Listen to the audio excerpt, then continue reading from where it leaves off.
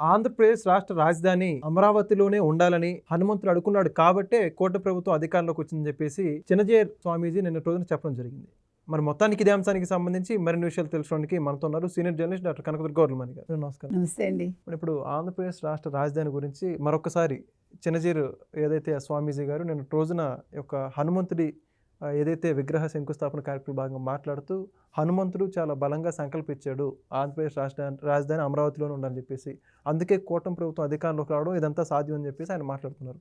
ఏమంటారు ఆయన వ్యాఖ్యల గురించి? అంటే గతంలో నేను విన్నది ఏంటంటే, అంటే మీరు కూడా వినే ఉంటారు, మనందరం కూడా, ఇప్పుడు ఏదైతే హనుమంతుడి గుడి ఉందో పైన కొండ మీద విజయకీలాద్రి ఏదైతే ఉందో, అంటే ఇది తాడేపల్లి దగ్గర ఉందన్నమాట.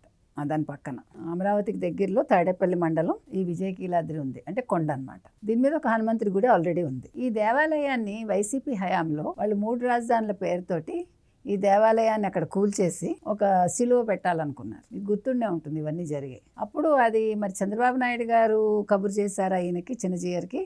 మరి ఎవరు చేశారు? నాకు చంద్రబాబు నాయుడు గారినే గుర్తు. కబురు చేస్తే ఆయన వచ్చారు. అప్పుడు వచ్చి దాన్ని అడ్డుకున్నారు, ఆ గుడి కూల్చకుండా. ఆ తర్వాత ఇప్పుడు 27 అడుగులతోటి మళ్ళా విఘ్న విమోచక ఆంజనేయ స్వామి విగ్రహాన్ని ప్రాణప్రతిష్ఠ చేశారు. విఘ్న విమోచక అండంలోనే విఘ్నాలని తొలగిస్తాడు. ఎటువంటి విఘ్నాలని? అమరావతికి అంతకు ముందున్న ఆ విఘ్నాలన్నీ కూడా ఈ ఆంజనేయ స్వామి తొలగించాడు. అందుకే కూటమి వచ్చింది, అందుకే అమరావతి రాజధానిగా అయ్యింది అనేది వారు చెప్తున్నారు.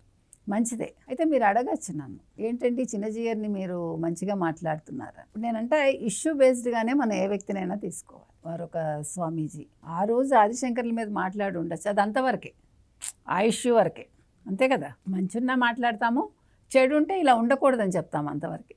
మనకి వ్యక్తులు ముఖ్యం కాదు, ఇష్యూ బేస్డ్గానే మాట్లాడతాం. కాబట్టి ఇవాళ వీరు మాట్లాడిన మాటలు మంచివి కాబట్టి మనం దాన్ని తీసుకుంటున్నాం. సో ఈ ఆంజనేయ స్వామి టెంపుల్ ఏదైతే ఉందో పాత విగ్రహం అలాగే ఉంది, మళ్ళీ కొత్తది కూడా ప్రతిష్ఠించారు. అంటే ఆ రోజు అక్కడ విఘ్నం కలగకుండా ఆపినందుకు ఈ విగ్రహాన్ని ప్రతిష్ఠించారు. అది ఆంజనేయ స్వామి విగ్రహం విజయకీలాద్రి మీద, ఇది విఘ్న విమోచక ఆంజనేయ స్వామి. సో ఆయన అన్నది అది, అందుకే ఇక్కడ ఇది రాగలిగింది అని. ఇంకొకటి ఏంటంటే, దీన్ని మై హోమ్ రామేశ్వరరావు గారు దీన్ని కన్స్ట్రక్షన్ చేయించారని, ఈ విగ్రహ ప్రతిష్టాపనకి వారు వెనకాల ఉన్నారు అని. సో సంప్రోక్షణ చేశారు. మీరు సంప్రోక్షణ గురించి అడగచ్చు నన్ను, ఏంటండి సంప్రోక్షణ అంటే ఏంటని, ప్రాణప్రతిష్ఠ అంటే ఏంటని. ఇప్పుడు ఒక విగ్రహం ఉంటుందండి, విగ్రహం ఒక శిల్పి చేస్తాడు. శిల్పి చేసినప్పుడు ఏమవుతుందంటే, ఒక రాయి అతను ఎంచుకుంటాడు. ఫస్ట్ రాతి ఎంపికే చాలా ముఖ్యం. అంటే అన్ని రాళ్ళు విగ్రహానికి అనుకూలంగా ఉండవు విగ్రహం చేయటానికి. దానికి కూడా పరిణామం, అంటే దాని థిక్నెస్ కావచ్చు, లేకపోతే రాతి విధానం, అది ఉండే విధానం, అంటే ఉలి దెబ్బలకి అది విరిగిపోకూడదు, అలాంటి రాతిని ఎంచుకుంటారు. విగ్రహం ఎంత సైజు అనుకుంటారో దాని ప్రకారం ఒక రాతిని ఎంచుకుంటారు. ఎంచుకుని ఆ ఎక్స్ట్రాది తొలగిస్తారు. విగ్రహం తయారవడం అంటే ఏంటి, ఒక ఇది గీసుకుని స్కెచ్, ఆ ఎక్స్ట్రా ఉండే రాతిని తొలగిస్తారు. అక్కడే ఉంటుంది శిల్పి నేర్పరితనం. తర్వాత ఆ విగ్రహం మామూలుగా ఒక రాయి, అది ఎప్పుడు దానికి ప్రాణప్రతిష్ఠ జరుగుతుంది, ఒక బ్రాహ్మణులు వచ్చి వాళ్ళు వేదమంత్ర పఠనతోటి సంప్రోక్షణ చేస్తారు. దానికి ఒక ప్రాసెస్ ఉంటుంది కదా, అది జరిగాక, అందులో ప్రాణప్రతిష్ఠ జరిగాక అప్పుడు జీవం వస్తుంది ఆ విగ్రహానికి. అంతవరకు అది రాయి, అది తేడా. ఆ గర్భగుడిలో ఆ శాంక్టిటీ అనేది అప్పుడు వస్తుంది. సో ఆ రకంగా దాన్ని ప్రాణప్రతిష్ఠ నిన్న చేశారు. కాబట్టి చిన్నజీయర్ గారు అన్నట్టుగా గతంలో ఏదైతే వైసీపీ వాళ్ళు ఇన్ని అడ్డంకులు సృష్టించాలనుకున్నారో, అమరావతిని మీకు తెలుసు ఒక జంగిల్గా తయారు చేసి, ఆ జంగిల్ క్లియరెన్స్కి మనకి ఎన్ని కోట్లయింది, 36 కోట్ల ఎంతో కూటమి వచ్చాక. ఏదైనా కూడా పాడు చేయడం చాలా తేలిక కదా, బాగు చేయడమే కష్టం. సో ఆ రకంగా జరిగి ఇవాళ ఇన్ని విఘ్నాలను దాటుకుని, అందుకే విఘ్న విమోచక ఆంజనేయ స్వామిగా ఆయన పేరుగాంచారు. మరి అయితే ఇప్పుడు ప్రత్యేకంగా ఆంధ్రప్రదేశ్ రాష్ట్ర రాజధాని అమరావతి గురించి ఇప్పటికీ చాలామంది విషయం చెబుతున్నటువంటి పరిస్థితి.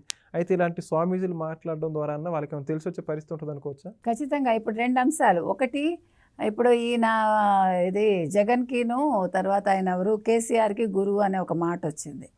గతంలో జగన్ గురువు అయ్యారేమో మనకు తెలియదు. ఇప్పుడైతే జగన్ నుంచి ఆయనకి నెగిటివ్గా ఏమన్నా రావచ్చు, రేపటి నుంచి ట్రోల్ జరగచ్చు, మనకు అది కూడా ఐడియా లేదు. కాకపోతే కేసీఆర్కి ఈయన గురువా కాదా అనేది మనకి ఇప్పుడు తెలియదు. గతంలో ఈయన గురువు, ఈయన్ని బాగా నెత్తిన పెట్టుకున్నారు ఆయన. మై హోమ్ కూడా ఆయన చాలా క్లోజ్ కదా కేసీఆర్కి. సో అందుకని మరి ఇప్పుడు ఇది ఏంటి అనేది మనకు తెలియదు. ఏది ఏమైనా చినజీయర్ స్వామి గారు నిన్న మాట్లాడిన దానివల్ల అమరావతి మీద ఉండే నెగిటివిటీ పోయిందని మనం అనుకోవచ్చు. అంటే ఇప్పుడు ఈ విగ్రహ ప్రతిష్ట వల్ల అమరావతికి ఏమైనా చిన్న చిన్న అడ్డంకులు ఉంటే అమరావతి నిర్మాణానికి సంబంధించి అవన్నీ ఆ విఘ్నాలన్నీ తొలగిపోయాయని మనం భావించవచ్చు. కాబట్టి అమరావతి అనేది ఒక సజీవ రాజధానిగా ఎప్పటికీ ఉంటుందని మనం భావించవచ్చు. Thank you. Please subscribe to Leo News for more videos.